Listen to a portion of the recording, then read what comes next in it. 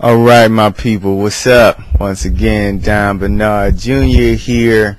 I just got this microphone a couple weeks ago for my radio show. I will be doing my radio show in a recording studio, but there'll be times, in order to stay economically sound and for it to make sense, I'll do my shows here, which I've been doing via the phone, and then I call in to the station in California, which is where Energy Talk Radio is, in Oakland, California.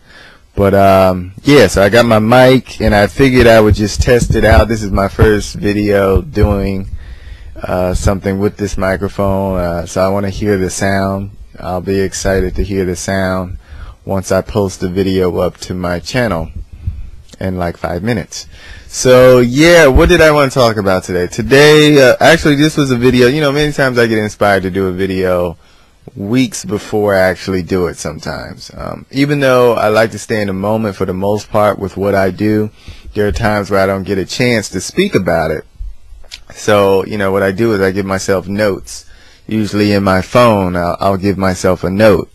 So I gave myself a note today, and it said reacting and responding. And so then I remembered, oh, that's right, I wanted to talk about that, reacting and responding. Something I've been telling my friends lately about is how, I turned 30 this year, January 30th. And since then, 30's been really good to me. I've been feeling really good about just where my career's going, where my headset is, and my focus, and I just feel more confident and more secure. But it's not like you're actually more secure in the sense that people may think. You're just more secure in your insecurity. You feel okay that things aren't necessarily working the way you think they may work or should work or within a given time span. You just have more acceptance about yourself. At least that's how I feel. Maybe it's different. I was saying to a friend, for maybe females who, aren't married yet or have babies, because I understand you have a time clock. But I can just say for me, I just feel really good. I feel really good about everything that's going on right now for me, for the most part. And what I notice in terms of reacting and responding to situations is I'm much more natural. When I was in my 20s, I felt a lot of times more inhibited. Like if someone came at me in a weird or uncomfortable way, it just froze me more. And I didn't know how to respond to it because I didn't know how I really felt about it. It took longer to process it. Like I would go home and think about it and ask people about how I should feel about this given situation. And then maybe come back to that person or, respond differently the next time that situation happens to me. But now I find that I'm more in the moment responding. I'm just more natural with how I feel. It's just like if I feel like you're saying something that's making me uncomfortable, or if I feel you're being condescending or whatever the situation is, I call people out more on, their stuff. And that it's just something that I feel has happened now that I've reached 30 and I'm reaching a new level of maturity and understanding of who I am and things like that. Now, there's a balance with this. That's the thing about spiritual truths. It's like all spiritual truths that you find out there are valid. And many times you find they contradict one another. So I just had a little oopsie. So back to what I was saying. Yeah. Context. You have to have a context for these spiritual truths because they can appear to contradict one another at times. So on one hand, somebody may say something to you like, be courageous. But then on the other hand, someone may say, it's good to have fear. So then you may say, well, why is it good to have fear if you want me to be courageous? Actually, there's a saying that those who are courageous have fear. They just overcome it. So that's why I say, there's so many truths out there, and you got to put them in their proper context. If you don't, then you can get very confused. And that's when the logical, rational mind gets overindulged. Sometimes we just have to surrender to the moment and not get so focused into, the mental mechanics of a truth. We just need to have the intention to experience it and gain the wisdom from that understanding. So in terms of react and respond, there is a contradiction here, because on one level, people will tell you that you should never react. You should respond. Reacting is like rash, impulsive, that you should take a moment to really respond. And I do believe that's true.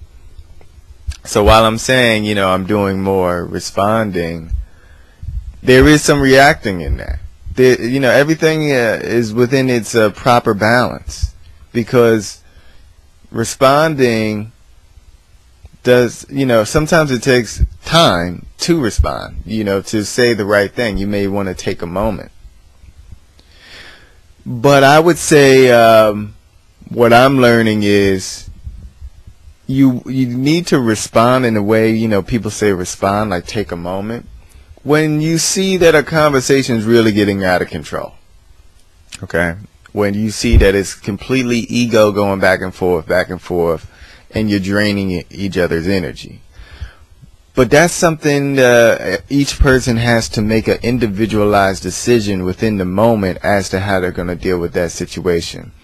Because you can try to be over spiritual too. And, there's times where you need to voice an opinion. You need to come at somebody and call them on their BS. But you're trying to be holy and at peace and taking a deep breath. But, there's times where you just have to let people know how you feel. So there's it's a delicate balance. And each person has to find that in their moment. If you find yourself that you're already very impulsive, then perhaps you need to do more stepping back and not doing so many, having so many rash outbursts coming back at someone. But then you can have the reverse, where now it's like, okay, I'm trying to be upright and politically correct and say the right things. But, sometimes the right thing is the natural thing and not per se the perceived positive thing. So, and this is something that Deepak Chopra talked about too. He said that being positive is extremely overrated, because there's times where, being positive isn't, or at least positive in the way we're seeing it, isn't what is needed in that moment. With that said, there's still another aspect to this too.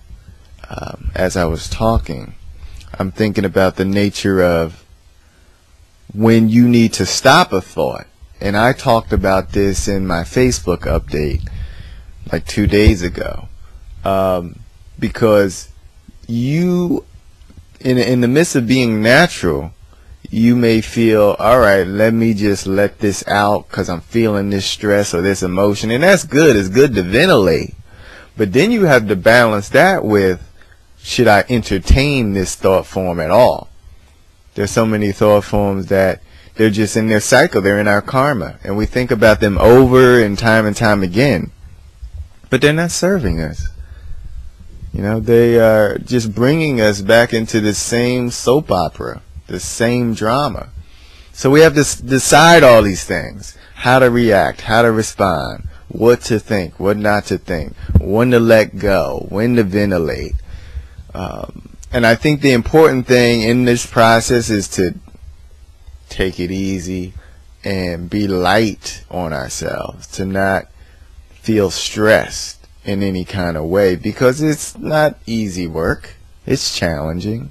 So why be hard on yourself? It's hard enough already.